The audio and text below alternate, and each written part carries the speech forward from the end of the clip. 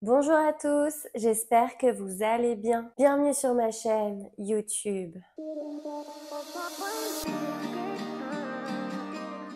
Aujourd'hui, on se retrouve pour apprendre les croisés avant. Mais avant de commencer, je tenais à remercier toutes les personnes qui prennent le temps de commenter, de liker et de s'abonner. Sachez que vous me motivez vraiment à continuer. Allez, c'est parti, place à la vidéo. Alors, comme vous me l'avez demandé, eh bien, je m'exécute. Et du coup, aujourd'hui, on va apprendre à faire les croisés avant. D'autant plus que c'est une très bonne demande puisque les croisés avant sont quand même essentiels dans le patinage. D'ailleurs, ils vont vous suivre tout au long de votre carrière sportive puisque très peu de temps après que vous ayez débuté le patinage, vous allez commencer à les apprendre et ils vous poursuivront tout au long puisque même à haut niveau, on fait des croisés. Alors, ce qu'il faut savoir, c'est que les croisés sont des pas et qu'ils sont constitués de deux poussées. Vous avez la première poussée et la deuxième poussée. Pour les apprendre, je vais vous proposer 5 exercices qu'il faudra que vous travaillez dans les deux sens. C'est quand même beaucoup mieux. Le premier exercice qu'on va faire, eh bien, c'est tout simplement le crabe. C'est un exercice que vous pouvez faire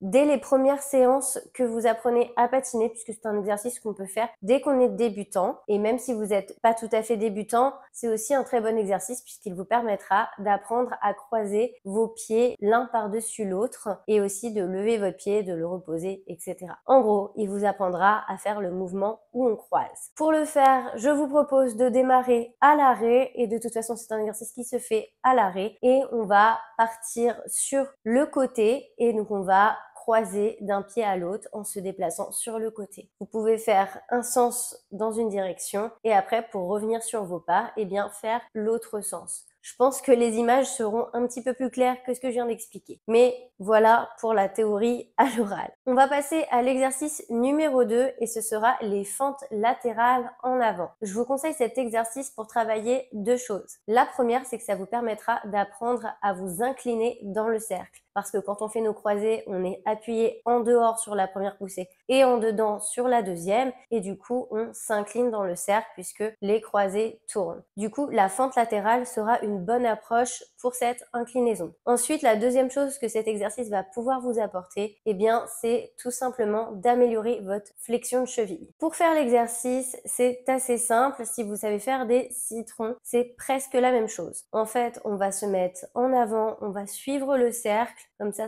vous donne un repère. La jambe qui va être à l'intérieur du cercle va se fléchir et vous pouvez pratiquement ne plus y toucher. Le but, c'est d'être extrêmement bien en appui sur la glace avec cette jambe. C'est elle vraiment votre point d'appui. Ensuite, la jambe qui est à l'extérieur va faire comme un demi-citron. Elle va partir de l'arrière et revenir vers l'avant et repartir vers l'arrière et revenir vers l'avant comme vous pouvez le voir à l'image. En gros, une fente latérale, eh bien, c'est tout simplement ça. Au niveau du buste, on va se positionner un peu comme on le fera pour tous les exercices que je vais vous proposer par la suite. Eh bien, on va tourner les bras vers l'intérieur du cercle et un petit peu le buste. Après, vous pouvez aussi rester un petit peu plus de face selon votre équilibre. On va passer au troisième exercice et ce sera les chassés en avant. Cet exercice va vous permettre d'apprendre à travailler la première poussée du croisé. Pour le faire, on va faire une poussée, on va bien rester en flexion, donc ce sera la première poussée de notre croisé et après on va ramener notre jambe qui était derrière à côté, on va la poser au sol et celle qui était sur glace va se lever un peu comme une cigogne pour vous donner une image. Et on va enchaîner ces chassés tout simplement sur le cercle. Pour le quatrième exercice, eh bien cette fois, on va se mettre en position croisée et on va pousser avec notre jambe du dessous. J'ai pas vraiment de nom pour cet exercice, mais en tout cas, il va vous permettre de travailler la deuxième poussée du croisé. Alors c'est un exercice qui n'est pas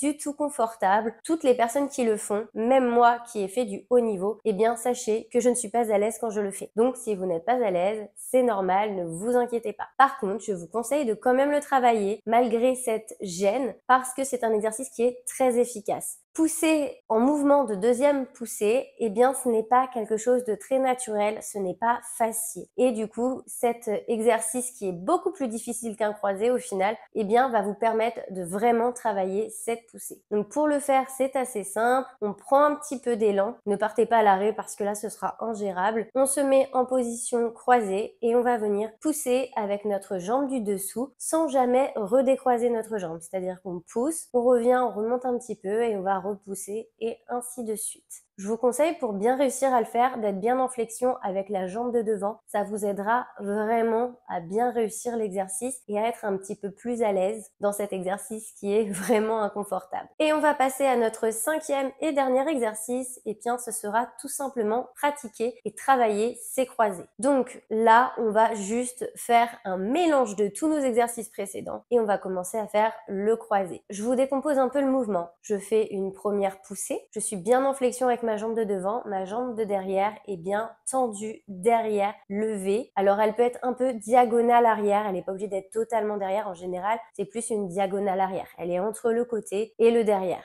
Ensuite, je ramène pour croiser mon pied devant et la jambe qui était du coup sur la glace, elle va se lever pendant que celle de devant se pose et elle va se croiser. Je pense encore une fois que l'image sera beaucoup plus claire que mon explication à l'oral. Et une fois que vous avez croisé, eh bien la jambe qui a été croisée va revenir sur le côté pour repousser et ainsi de suite. Lorsque vous allez travailler votre croisé, je vous conseille de faire attention à plusieurs choses. La première, c'est d'éviter les poussées de pointe, à la fois sur la première, mais aussi sur la deuxième poussée. On bannit les poussées de pointe. Les poussées de pointe ne sont pas des poussées efficaces. Du coup, vous n'aurez pas beaucoup de vitesse. Et en plus, si vous êtes en club et que vous passez par exemple des lames, eh bien, ça peut être un motif qui vous empêchera d'obtenir votre lame. La deuxième chose à laquelle je vous conseille de faire attention, c'est d'éviter de faire l'ascenseur. Alors, qu'est-ce que j'appelle l'ascenseur? En fait, c'est tout simplement faire des croisés où on va remonter et descendre de sa flexion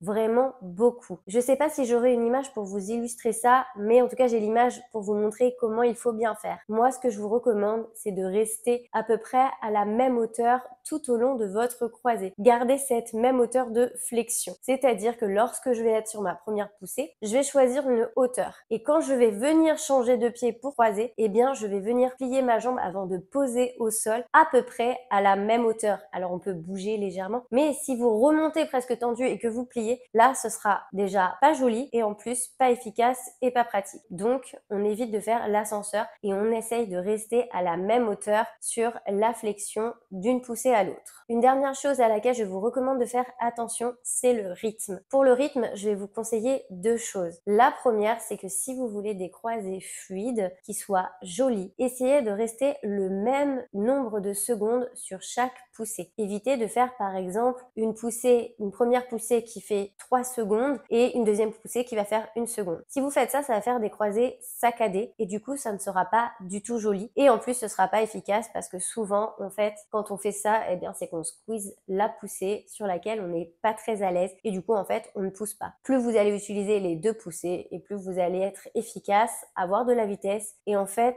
vous fatiguer le moins possible. Avec les croisés, l'objectif, c'est de faire le moins de croisés possible en ayant le plus de vitesse possible. Donc, on essaye d'avoir un rythme qui est identique sur chacune des deux poussées. Ensuite, toujours concernant le rythme, faites attention à ne pas confondre vitesse d'exécution et vitesse de déplacement. Comme je l'avais dit dans la vidéo sur les croisés arrière, c'est pas parce que vous allez faire vos croisés très vite, à un rythme très rapide, que vous allez avoir beaucoup de vitesse. Ça n'a strictement rien à voir. Ce qu'il faut pour avoir de la vitesse, c'est bien appuyer dans la glace. C'est ça qui compte et faire des grandes poussées. Plus vous serez en flexion, plus vous ferez des grandes poussées. Plus vous serez raide, plus vous ferez des petites poussées. C'est simple, c'est mathématique, c'est juste logique. La vitesse d'exécution, elle va pas forcément avoir d'impact sur votre vitesse de déplacement. Donc, ne confondez pas ces deux choses. Si vous voulez avoir plus de vitesse et améliorer votre vitesse sur vos croisés, moi, je vous conseille un exercice, c'est de travailler vos croisés en partant à l'arrêt. C'est aussi simple que ça. On démarre à l'arrêt complet, on commence à croiser et petit à petit, on va gagner en vitesse. Et l'objectif, c'est d'atteindre la vitesse maximale comme si on n'était jamais parti à l'arrêt. Pour aller plus loin, je vous renvoie vers ma vidéo sur les croisés arrière parce qu'une fois que vous maîtriserez vos croisés avant, eh bien, vous n'aurez plus qu'à apprendre vos croisés arrière. Et une fois que vous saurez faire les deux, eh bien, vous pourrez aussi travailler les croisés en 8. Bon, eh bien, c'était tout pour la vidéo sur les croisés. J'espère que tous mes conseils vous aideront à faire de très beaux croisés avant. Je vous fais à tous plein de gros bisous et je vous dis à bientôt. Bye bye!